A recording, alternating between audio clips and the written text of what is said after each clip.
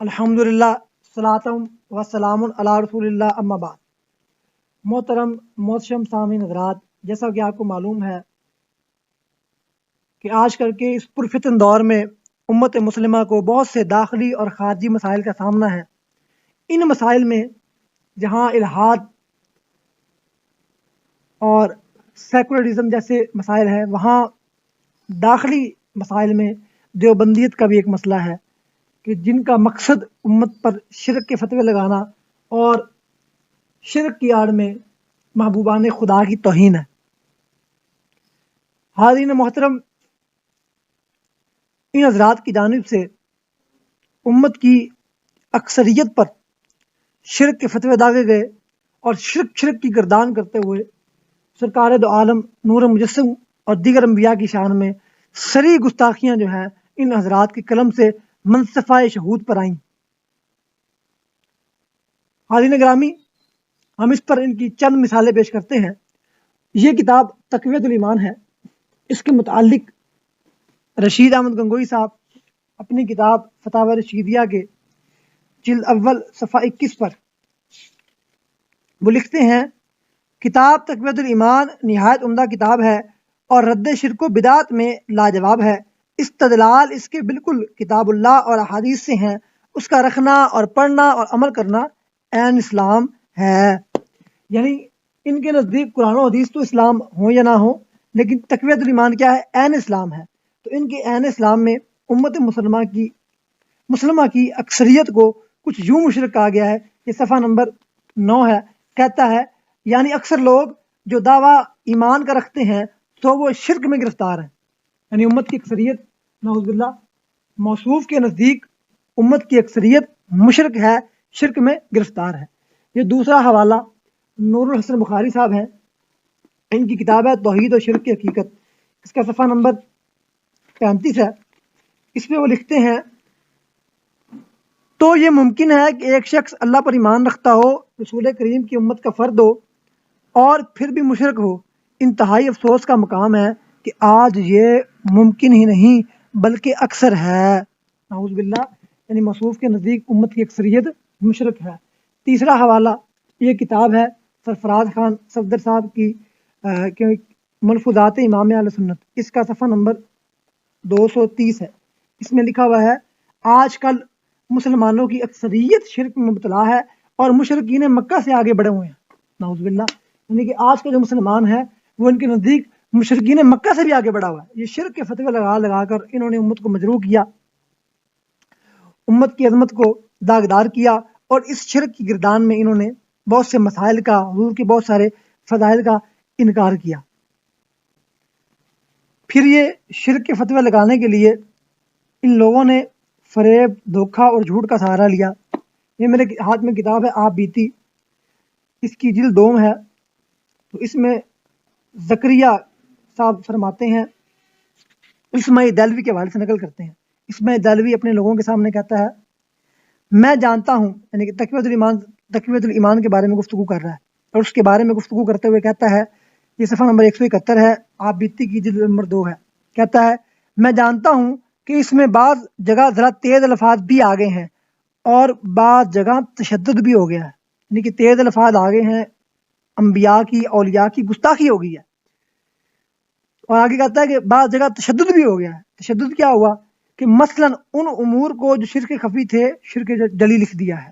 یعنی جو شرک نہیں تھا اس کو شرک لکھ کر زبردستی شرک بنا کر امت پر زبردستی فتویٰ لگایا ہے۔ اور آگے کہتا ہے، گو اس سے شورش ہوگی مگر توقع ہے کہ لڑ بھڑ کر خود ٹھیک ہو جائیں گے۔ یہ دیکھیں کہ نعوذ باللہ کہہ رہا ہے کہ مجھے پتا ہے اس سے فساد ہوگا، فتنہ ہوگا، امت میں لڑائی ہوگی، افتراق ہوگا، انتشار ہوگا، مگر خود بخود ٹھیک ہو جائیں گے۔ استغفر اللہ، یعنی اس نامراد کو پتہ بھی ہے کہ میری اس کتاب سے افتراق پھیلے گا، انتشار پھیلے گا، مگر وہ کہہ رہا کوئی مسئلہ نہیں، پھیلنے دو۔ ان بدبختوں نے امت کو توڑا ہے فتوے لگا کر، اور ان فتووں کے اندر غداری کی ہے، جیسے کہ اسماء دہلوی نے تسلیم کر لیا خود۔ اب اسی فتویٰ بازی کو جاری رکھتے ہوئے ایک صاحب نے ویڈیو اپلوڈ کی مسئلہ حاضر ناظر پر۔ اور اس نے بظاہر اپنے لوگوں کو خطاب کیا، لیکن بہت سارے اس نے دھوکے، فریب اور جھوٹ اور زبردستی ایک عقیدہ بنا کر ہم پر تھوپنے کی کوشش کی، اور ہم انشاءاللہ پوری وضاحت کریں گے کہ اس نے جو باتیں کی ہیں وہ حقیقت سے بہت بعید ہے، ان کا حقیقت سے کوئی تعلق نہیں۔ اس سلسلہ میں موصوف نے یہ کہا سب سے پہلے کہ ہمارا جو اختلاف ہے بریلوی حضرات سے وہ 3 طرح کا ہے، عقائد کا ہے، اعمال کا ہے، عبارات کا ہے۔ اس سلسلہ میں کہتے ہیں نہیں، ہمارا اصولی اختلاف جو ہے وہ عقائد کا ہے، عبارات کا نہیں۔ اور آگے کہتے ہیں کہ جی عبارات پر بات کرنے کا ہمیں کوئی مسئلہ نہیں، ہم تو ان سے ہر وقت تیار ہیں، لیکن اصولی جو اختلاف ہے وہ عقائد کا ہے، اور میں نے تو کتابیں لکھ دی ہیں اور میں نے یہ کر دیا ہے، وہ کر دیا ہے۔ حالانکہ یہ بات حقیقت ہے کہ دیوبندی حضرات عبارات پر بات کرنے سے کتراتے ہیں، اس لیے جان بوجھ کر کبھی ادھر اور کبھی ادھر صحیح اور درمیانی بات نہیں کرتے، حقائق بیان نہیں کرتے۔ یہ خود علماء دیوبند کی ایک کتاب ہے، کتاب کا نام ہے بریلویت سے چند یادگار مناظرے۔ اس کتاب کے اندر اس کے صفحہ نمبر 301 پر دیوبندی مولوی کہتا ہے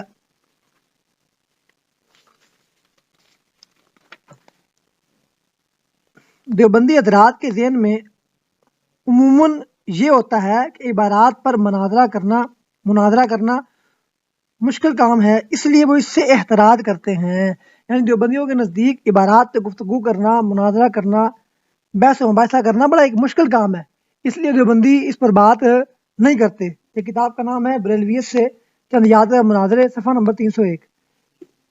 یہ حفظ الایمان ہے ما بسط البنان، اس کے صفحہ نمبر 28 پر یہ دیوبندی کہتے ہیں ایسے الفاظ جس میں مماثلت علمیت غیبیہ محمدیہ کو علوم مدنین و بہائم تشبیہ دی گئی ہے، جو بادی النظر میں سخت سوء ادبی کو مشر ہے، کیوں ایسی عبارت سے رجوع نہ کر لیا جائے جس میں مخلصین حامیین جناب والا کو حق بجانب جواب دہی میں سخت دشواری ہوتی ہے۔ لیجئے، یہ آپ کے دیوبندی مانتے ہیں کہ عبارات پہ اعتراضات کا جواب دیتے ہوئے ہمیں بڑی دشواری ہوتی ہے، بڑی مشکل ہوتی ہے۔ آپ کیسے کہہ سکتے ہیں کہ ہم جی بڑے ہمارے پاس دلائل ہیں، یہ ہے وہ ہے؟ کچھ بھی نہیں ہے آپ کے پاس، اور کہتے ہیں کہ میں نے وہ 350 اعتراضات کا جواب دیا ہے، اور میری یہ کتاب ہے دفاع اہل سنت، اس کا جواب الحمدللہ یہ چھپ چکا ہے کشف القنا کے نام سے۔ علامہ ارشد مسعود صاحب نے بڑی ہی محنت اور جان فشانی سے اور تحقیق کا حق ادا کرتے ہوئے مصروف کے تمام مغالطات کا بڑا تفصیلی جواب دیا ہے۔ اس کے بعد جناب نے یہ کہا کہ جو عبارات ہیں وہ ہم بھی پیش کریں گے اگر بریلوی پیش کرتے ہیں تو۔ اس کا جواب یہ ہے کہ موصوف نے ایک کتاب پہ تقریر لکھی ہے، کتاب کا نام ہے داستان فرات۔ اس کتاب کے اندر یہ بات لکھی ہوئی ہے کہ جو عبارات ہیں علماء اہل سنت کی وہ معول ہیں، ان میں تعویل ہو سکتی ہے اور اس بنا پر تکفیر نہیں ہوتی۔ تو پتہ چلا یہ بھی اصولی اختلاف نہیں ہے، لہذا آپ ہماری عبارات پیش نہیں کر سکتے، ہاں ہم آپ کی پیش کریں گے۔ کیوں؟ اس لیے ہم سارے بریلوی جو ہے وہ اس بنیاد پر علماء دیوبند کی تکفیر کرتے ہیں کہ یہ گستاخانہ عبارات، جن عبارتوں کے اندر سرور دو عالم کی شدید گستاخی ہے، اس کی تائید کرتے ہیں، اور نعوذ باللہ انہیں قرآن و سنت کے مطابق قرار دینے کی مذموم کوشش کرتے ہیں۔ اب اس سلسلہ میں مصروف کا یہ کہنا کہ عقائد کا اختلاف جو ہے وہ اصولی ہے، یہ بات درست نہیں، اس لیے کہ ہمارے نزدیک یہ عقائد سنی ہیں، علماء دیوبند بھی مانتے ہیں کہ ان عقیدوں کی بنیاد پر جو اہل سنت ہیں، اہل سنت بریلوی حضرات ہیں، ان کی تکفیر نہیں ہوتی۔ اس سلسلہ میں بہت سارے حوالے ہیں، ہم چند ایک آپ کے سامنے پیش کریں گے۔ یہ دیوبندی مفتی رفیع عثمانی صاحب اپنی کتاب درس مسلم جلد اول میں لکھتے ہیں، حضرات یہ بریلوی حضرات در حقیقت انباء الغیب کو علم الغیب کہتے ہیں۔ تو اگر غور سے دیکھا جائے تو یہ نزاع بڑی حد تک لفظی ہے، یعنی وہ کہتا ہے اصولی اختلاف نہیں ہے، یہ محض لفظی اختلاف ہے۔ اسی طریقے سے اسی رفیع عثمانی کے حوالے سے مجلہ صفدر کے امام اہل سنت نمبر صفحہ نمبر 517 پر یہ لکھا ہوا ہے، یہ رفیع عثمانی کا قول ہے کہ عقائد کے باب میں دونوں مکاتب فکر یعنی دیوبندی اور بریلوی کا اختلاف بڑی حد تک صرف تعبیر اور الفاظ کا ہے، یعنی عقائد کا اختلاف کیا ہے؟ تعبیر کا اختلاف ہے، یہ لفظی اختلاف ہے، یہ کوئی اصولی اختلاف نہیں ہے۔ اسی طریقے سے خود موصوف نے یہ کہا، موصوف نے خود یہ کہا کہ جی ہم ان عقائد کی بنیاد پر بریلویوں کی تکفیر نہیں کرتے کیونکہ تعویل ہو سکتی ہے۔ تو اللہ کے بندے جب تم خود مان گئے ہو کہ تعویل ہو سکتی ہے تو پھر یہ اور اس بنا پر تکفیر نہیں ہوتی تو پھر یہ اصولی اختلاف کہاں سے رہا؟ اگلی بات، یہ کتاب ہے ابقا، اس کی جلد اول ہے، صفحہ نمبر 185 ہے۔ اس میں عقیدہ حاضر ناظر کے حوالے سے خالد موسیٰ فرماتے ہیں ہمارے اکابر کی تحقیق کے مطابق عام بریلویوں پر حکم کفر نہیں، اور دارالعلوم دیوبند نے انہیں ہرگز کافر نہیں کہا۔ وہ کہتے ہیں کہ جیسا کہ ہمیں معلوم ہے کہ بریلوی حضرات حضرت کو بالموجود الموجود حاضر ناظر نہیں کہتے بلکہ اس میں تعویل کرتے ہیں اور حاضر علم وغیرہ کی توجیحات کرتے ہیں۔ یہ امر دیگر ہے کہ ان کی یہ تعویل ہمارے نزدیک معتبر نہ ہو، لیکن اس تعویل سے وہ حکم کفر کے تحت نہیں آتے۔ یہ 185 ہے، صفحہ نمبر جلد نمبر 1 ہے ابقات کی۔ تو اس سے واضح ہو گیا کہ حاضر ناظر کے عقیدہ کی بنیاد پر اہل سنت کی تکفیر نہیں ہوتی۔ ایسے ہی یہ کتاب بریلوی فتنے کا نیا روپ ہے، اس میں بھی اس بات کی صراحت و وضاحت ہے کہ علم غیب کا جو عقیدہ ہے اس بنیاد پر تکفیر نہیں ہوتی۔ یہی بات یہ قصص الاکابر کے اندر اشرف علی تھانوی صاحب نے صفحہ نمبر 251 پہ کی ہے۔ اسی طریقے سے یہ خطبات ختم نبوت ہے، اس کی جلد نمبر 1 میں اگر تم ہماری تکفیر کرتے ہو تو میں کافر کہو، لیکن اس کے صفحہ نمبر 21 پر یہ دیوبندی مولوی قول لکھا ہوا ہے، کہتے ہیں کہ جب پنجاب کے سارے مسلمان دیوبندی بریلوی اہل حدیث یعنی الحمدللہ ہمیں کیا تسلیم کرتے ہیں؟ مسلمان مانتے ہیں، فتویٰ نہیں لگاتے۔ اسی طریقے سے یہ مقدمہ بہاولپور ہے، اس کی جلد نمبر 3 ہے اور صفحہ نمبر 392 ہے۔ اس میں صاف لکھا ہوا ہے کہ احمد رضا خان صاحب کے اقوال کو کفر نہیں کہتے، ممکن ہے کہ ان کا فتویٰ اس بنا پر ہو کہ دیوبند والوں نے کسی ضروریات دین کا انکار کیا ہے، ہمارے نزدیک ان کا فرض تھا، بلکہ ہر ایک کا فرض ہے کہ ضروریات دین کے منکر کو کافر کہیں۔ بہرحال اس میں یہ مان لیا ہے کہ احمد رضا خان صاحب کے جو اقوال ہیں وہ کفریہ نہیں ہیں۔ یہ صفحہ نمبر 392 ہے، جلد نمبر 3 ہے مقدمہ بہاولپور کی۔ اسی طریقے سے یہ ارشاد المفتین ہے، کتاب النوازل ہے، ان کے اندر بھی یہ بات موجود ہے کہ اہل سنت کے جو عقائد ہیں ان عقائد کی بنیاد پر تکفیر نہیں ہوتی۔ اب اس سلسلہ میں آگے گفتگو کو بڑھاتے ہوئے موصوف نے یہ کہا کہ ذات پہ بحث پہلے ہوگی اور عوارض پہ بعد میں، یعنی کہ جو عبارات ہیں ان کا تعلق مقام و مرتبہ کے ساتھ ہے، تو پہلے حضور کی ذات پہ بحث ہوگی کہ بریلوی حضرات تو رسول اللہ کو تو خدا کی طرح مانتے ہیں اور حاضر ناظر مانتے ہیں، جبکہ یہ خدا کی صفت ہے۔ وہ تو ہم آگے چلتے ہیں بحث کرتے ہیں کہ حاضر ناظر کیا ہے۔ آگے کہتے ہیں کہ علم غیب خدا کی صفت ہے، یہ بندوں میں مانتے ہیں، حضور میں مانتے ہیں۔ اب یہاں اس کے لفظ قابل غور ہے، موصوف کہتے ہیں کہ علم غیب خدا کی صفت ہے۔ حاضرین گرامی، یہ لوگ علم غیب تو جانوروں اور پاگلوں کے لیے بھی مانتے ہیں۔ ہمارے پاس ان کی کتابوں کے حوالے ہیں کہ رسول اللہ سے علم غیب کا انکار کرنے والے نعوذ باللہ من ذالک جانوروں اور پاگلوں اور بچوں کے لیے علم غیب کے قائل ہیں۔ اس سلسلہ میں بہت سارے حوالات ہیں، میں چند ایک کی طرف آپ کی توجہ منعطف کرواؤں گا۔ سب سے پہلے یہ کتاب حفظ الایمان ہے، اس کے اندر صفحہ نمبر 13 پہ لکھا ہوا ہے کہ ایسا علم غیب تو زید و امر و مجنون بلکہ جمیع حیوانات و بہائم کے لیے بھی حاصل ہے۔ یعنی علم غیب کس کس کو ہے جی؟ جانوروں کو بھی ہے، پاگلوں کو بھی ہے، نعوذ باللہ۔ اور یہی بات یہ عبارات اکابر ہے جو بندیوں کی، اس کے صفحہ نمبر 187 ہے۔ اس میں لکھا ہوا ہے مطلق بعض مغیبات کا علم تو یہ زید امر بلکہ ہر سبی و مجنون بلکہ جمیع حیوانات اور بہائم کو بھی حاصل ہے۔ جو غیب کا علم جانور اور پاگلوں میں مانتے ہوں انہیں رسول اللہ کے علم غیب سے تکلیف ہے. خیر یہ ایک کتاب ہے تنقید متین سرفراز خان صفدر کی. وہ اس کتاب کے صفحہ نمبر 19 پہ لکھتے ہیں یا یو نبی جو کہ یہی معنی ہے کہ اے غیب بتانے والے نبی. خان صاحب یہ معنی باور کروانے کے درپے ہیں کہ نبی کہتے ہیں اسے ہیں جو غیب بتائے. اب آگے کہتے ہیں یہ ٹھیک ہے کہ نبی اللہ سے وحی پا کر احکام خدا بندی بھی بتاتے ہیں اور غیب کی خبریں بھی بتاتے ہیں.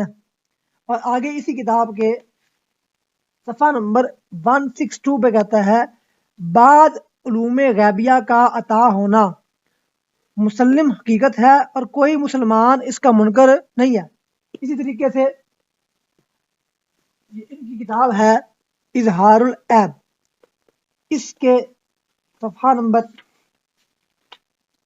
232 پر فرماتے ہیں سوم علوم غیبیہ جزیہ بعد علم غیب کا حضرت صلی اللہ علیہ وسلم اور اس طرح علی حسب المراتب دیگر حضرات انبیاء کرام علیہم الصلوۃ والسلام کے لیے اس بات اور نیز ایسے علوم غیبیہ جزیہ کے کمالات نبوت میں داخل ہونے کا کوئی مسلمان منکر نہیں. یعنی کہ رسول اللہ کے بعد علم غیب کا کوئی مسلمان منکر نہیں ہے اور وہ کہتے ہیں علم غیب خدا کی صفت ہے. اب بتاؤ جو خدا کی صفت بندوں میں مانے وہ بھی مشرک ہے اور جو حضور کے لیے بعد علم غیب نہ مانے وہ مسلمان نہیں. تو موصوف علم غیب کا انکار کر کے سرفراز خان کے سرفراز صفدر کے فتوے سے مسلمان نہیں ہے. اب وہ ہم ان کی بات ان پہ فٹ کرتے ہیں. موصوف کہتے ہیں نا کہ تمہاری بات بھی ٹھیک ہے تمہاری بات بھی ٹھیک ہے. میں کہتا ہوں ساجد خان بھی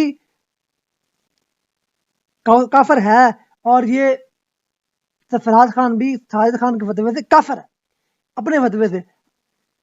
خیر اگلا حوالہ یہ فتاوی شیخ الاسلام ہے. اس کے صفحہ نمبر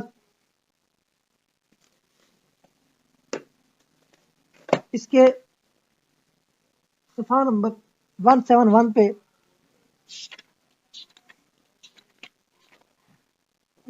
یہ ان کے حسین مدنی صاحب فرماتے ہیں کہتے ہیں کہ بعض مغیبات کا جاننے والا تو بعض کا علم تو سب کو ہے بعض کا علم سب کو ہے. آگے کہتے ہیں کہ جو علم غیب رسول اللہ کو حاصل تھا وہ سب میں موجود ہے بلکہ اس معنی میں سب کو موجود ہے. یعنی وہ یہ کہنا چاہتا ہے کہ بعض جو علم غیب ہے وہ جانوروں میں بھی ہے اور پاگلوں میں بھی ہے. یہ صفحہ نمبر 171 میں نہیں ہوا ہے. ایسے ہی یہ بوادر النوادر ہے اور اس کا صفحہ 665 ہے. اس میں بھی اس نے یہی بات کی ہے. وہ کہتا ہے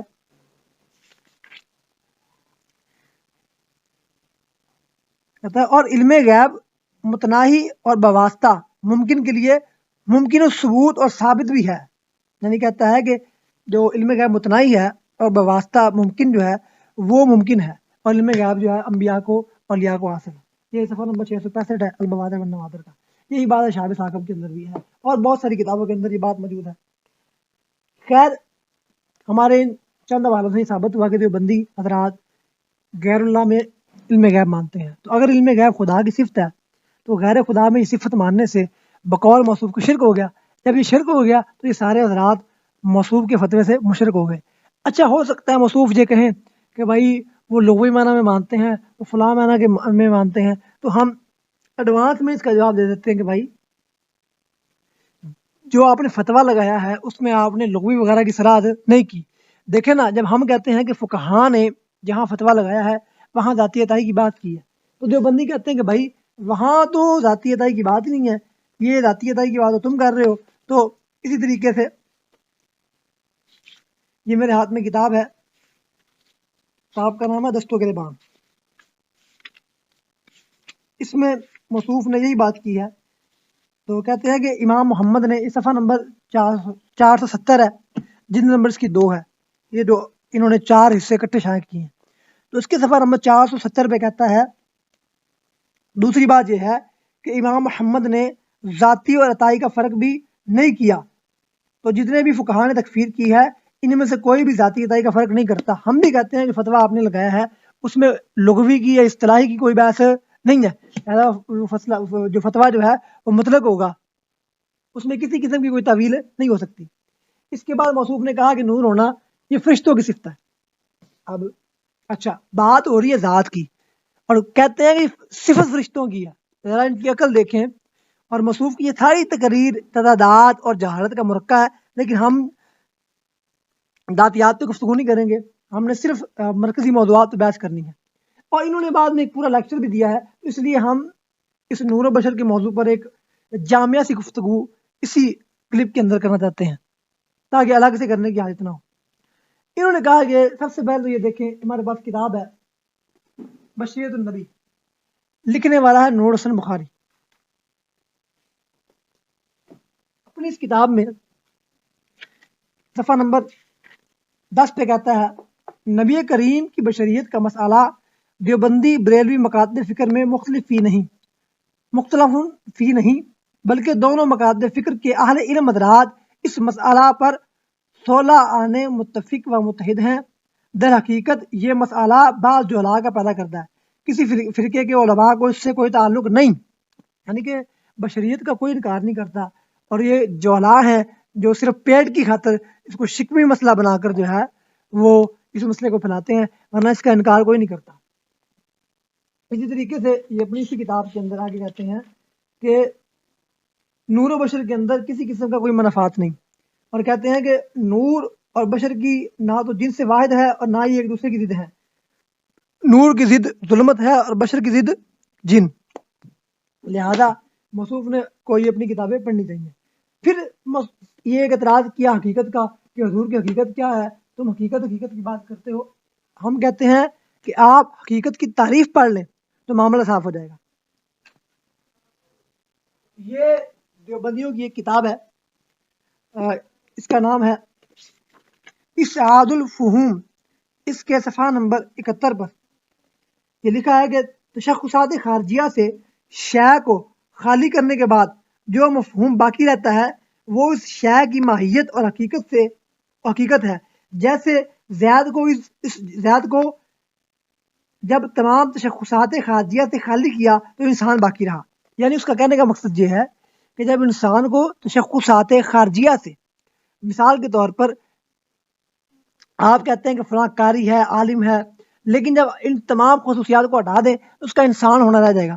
اگر آپ زید کی انسانیت کو بھی ختم کر دیں تو وہ ختم ہو گیا، مگر حضور کی بشریت کو اگر ختم کر دیا جائے تو اس کے بغیر بھی سرکار کی بشریت قائم رہتی ہے۔ حضور کا وجود جو ہے وہ بشریت کے بغیر بھی ہے، علماء دیوبند نے بھی تسلیم کیا، اور اسی وجود کے لیے بشریت کو لباس سمجھا ہے۔ اس پر علماء دیوبند کے بہت سارے حوالے ہیں، ہم چند ایک حوالات آپ کی خدمت میں پیش کرتے ہیں۔ میرے ہاتھ میں یہ کتاب ہے اشرف التفاسیر، اس کی جلد نمبر 2 ہے، صفحہ نمبر 65 ہے۔ اس میں وہ لکھتے ہیں، پہلوں پر رحمت ہونے کے لیے بھی حضور کا ایک وجود پہلے پیدا فرمایا، اور وہ وجود نور کا ہے۔ حضور اپنے وجود نوری سے سب سے پہلے مخلوق ہوئے، اور عالم ارواح میں اس نور کی تکمیل و تدبیر ہوتی رہی۔ آخر زمانہ میں امت کی خوش قسمتی سے اس نور نے جسد عنصری میں جلوہ گر و تاباں تمام عالم کو منور کیا۔ اب دیکھیے کہ یہ عقیدہ ہم لکھیں، ہم مشرک ہیں، وہی عقیدہ اشرف علی تھانوی صاحب نے لکھا ہے، لگاؤ فتویٰ۔ یہ ایک اور کتاب ہے مناظر مباحث سے، اس کا صفحہ نمبر 304 ہے۔ خالد محمود کہتے ہیں تو حضور کی روح طیبہ بھی سب سے پہلے پیدا ہوئی، اور بشری لباس بعد میں ملا۔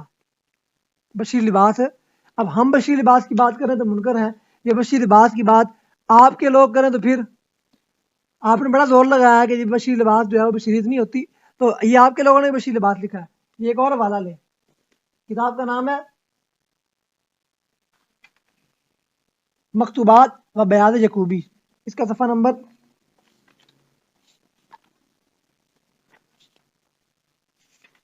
200 ہے، صفحہ نمبر 200۔ اس میں لکھتا ہے وہ نور غیب سے ظاہر بشر کی صورت میں۔ اب وہ نور ہے بشر کی صورت میں آیا ہے، لباس بشری میں آیا ہے۔ اب بتاؤ، قاسم نانوتوی کہتا ہے یہاں جمال پہ تیرے حجاب بشریت حجاب ہے، بشریت لباس ہے، بشریت جو ہے وہ صورت ہے، اصل میں نور ہے۔ یہی بات اکابرین امت کی کتابوں میں بھی لکھی ہوئی ہے۔ تو ہمیں بھی بتایا جائے کہ جناب والا اگر یہ کفر ہے، یہ شرک ہے، تو ان پہ فتویٰ لگاؤ نا، کیوں نہیں لگاتے؟ ان کو کہو یہ کافر ہیں، یہ مشرک ہے، وہ تو تمہارے مقتدا ہیں، پیشوا ہیں، اور ہم غریبوں میں فتویٰ لگتا ہے۔ وہ کہا تھا نا اقبال نے کہ برق گرتی ہے تو بیچارے مسلمانوں پر، بھائی ان پہ فتویٰ لگاؤ، کیوں نہیں لگاتے؟ اتنی تمہاری غیرت و حمیت ہے تو لگاؤ فتویٰ اشرف علی تھانوی پر کہ وہ مشرک ہے، کافر ہے، خالد محمود پر، اور یہ یعقوب نانوتوی پر۔ آگے سنو، اگر نور فرشتوں کی صفت ہے، یہ دیکھنے والا میرے پاس ہے، کتاب کا نام ہے مواہب الدنیا، اس کے صفحہ نمبر 553 میں لکھا ہوا ہے، یہ 553 ہے، اس میں صاف صاف یہ لکھا ہوا ہے کہ حضور کا سایہ نہیں تھا، جب دھوپ میں چلتے تو زمین پر آپ کا سایہ نہیں پڑتا تھا، اور نہ اس وقت کہ جب آپ چاند کی روشنی میں چلتے۔ اس لیے آگے کہتے ہیں کہ اور ایک دوسرے شخص نے روایت کی کہ آپ کی اس خصوصیت کا شاہد آپ کا کلام ہے جو دعا میں ہے، وجعلنی نورا، یعنی سرکار نور تھے اس لیے آپ کا سایہ نہیں تھا۔ یہی بات شفا شریف کے اندر موجود ہے، یہ شفا شریف ہے، اس کا صفحہ نمبر 290 ہے، اس میں لکھا ہوا ہے، اور یہ بھی منقول ہے کہ آپ کے وجود گرامی کا چاند سورج کے وقت سایہ نہ تھا کیونکہ آپ نور تھے۔ یہی بات علامہ بدر الدین عینی نے یہ مسائل بدریہ کے اندر کی ہے۔ ان سے سوال ہوا کہ کیا حکمت ہے کہ سرکار دو عالم کا جو سایہ نہیں تھا، تو جواب میں کہتے ہیں کہ شمس کے سرکار کی خلقت نور ہے اور نور کا سایہ نہیں ہوتا۔ یہ جلد نمبر 2 ہے، صفحہ نمبر 903 ہے۔ اور بھی بہت سارے حوالات ہیں۔ یہ میلاد النبی ہے، لکھنے والا مولوی اشرف علی تھانوی ہے، یہ اپنی اس کتاب کے صفحہ نمبر 14 میں کہتا ہے، جب کہ نور سے حضور کا وجود باوجود مراد دیا جائے، حضور کا وجود مراد دیا جائے، حضور کی ذات نور ہے۔ یہی اشرف علی تھانوی اپنی کتاب نشر الطیب کے صفحہ 11 میں کہتا ہے، اس حدیث پیش کرتا ہے، حدیث میں لکھتا ہے، اس حدیث سے نور محمدی کا اول خلق ہونا باولیت حقیقہ ثابت ہوا، کیونکہ جن جن اشیاء کی نسبت روایات نے ولیت کا حکم آیا ہے، ان اشیاء کا نور محمدی سے متاثر ہونا اس حدیث میں منصوص ہے، یعنی کہ سب سے پہلے سرکار کا نور پیدا ہوا۔ اسی طریقے سے یہی بات دیگر کتب دیوبندیہ میں بڑی تفصیل سے لکھی ہوئی ہے۔ اب یہاں آپ نے ایک چیز کو غور کرنا ہے کہ ہمارے اکابرین امت نے یہ بات لکھی ہے کہ سرکار نور تھے، اس وجہ سے سایہ نہیں تھا، اور حضور نور ہے، اشرف علی تھانوی نے بھی لکھ دیا، لباس بشری ملا نے بھی لکھ دیا۔ تو حاضرین گرامی، سمجھنے والی بات ہے کہ اگر نور ہونا یہ فرشتہ ہونے کے مترادف ہے، تو کیا یہ سارے لوگ سرکار کی نورانیت کو مان کر فرشتہ مان رہے ہیں؟ اگر آپ یہ کہیں کہ نہیں نہیں وہ نور بھی مانتے ہیں، فرشتہ بھی مانتے ہیں، تو بھائی یہی عقیدہ ہمارا ہے۔ ایک اور حوالہ لے، یہ کتاب کا نام ہے کنز الایمان کا تحقیقی جائزہ، لکھنے والے ہیں الیاس گنبد۔ انہوں نے بھی اپنی اس کتاب میں صاف اور واضح انداز میں حضور کے لیے نور حسی تسلیم کیا ہے۔ اپنی کتاب کے صفحہ نمبر 72 پر لکھتے ہیں، آپ صلی اللہ علیہ وسلم کو نور حسی سے بھی حصہ عطا فرمایا گیا کہ آپ کے دندان مبارک چمکدار تھے، پیشانی مبارک پر نور چمکتا تھا، اور پسینہ مبارک بھی موتی کی طرح چمکتا تھا۔ تو اس سے بھی واضح ہو گیا کہ سرکار جو ہیں وہ نور حسی تھے۔ اب ایک بات رہے گی، اس کا جواب دینا بڑا ضروری ہے۔ کہتا ہے کہ جی آپ نے یہ کہا کہ بشر لکھنا توہین ہے، بشر کہنا توہین ہے، اور اگر بشر توہین ہوتی تو یہ سیرت محمدیہ جو کتاب ہے مواہب الدنیا، اس میں کبھی بھی جو ہے حضور کے اسماء میں سے بشر کا لفظ نہ لکھا جاتا۔ تو اس کا جواب یہ ہے کہ ہم بشر ہونے کو توہین نہیں کہتے، ہم کس معنی میں توہین کرتے ہیں یہ خود خالد محمود نے لکھا ہے، میں آپ کے سامنے پیش کیا جاتا ہوں۔ یہ اس کی کتاب ہے مطالعہ بریلویت، مطالعہ بریلویت کی جلد نمبر 5 ہے، اور جلد 5 کا صفحہ نمبر 246 ہے۔ اس میں لکھا ہوا ہے، کہتا ہے، سو اگر کسی نے پیغمبر کو بشر کہہ کر یا آدمی کہہ کر بلایا، بشر کہہ کر یا آدمی کہہ کر بلایا، تو انہیں اس طرح بشر کہنا واقعی بے ادبی کا ایک پرایا ہے۔ آپ کے گھر والے مان رہے ہیں کہ بشر بشر کہہ کے پکارنا، انہیں بشر بشر کہنا، یہ کیا ہے؟ کہہ کر بلانا، یہ بے ادبی ہے۔ اگر یہ بشریت کا انکار ہے تو خالد محمود کو بھی کہہ دے کہ یہ بشریت کا منکر تھا۔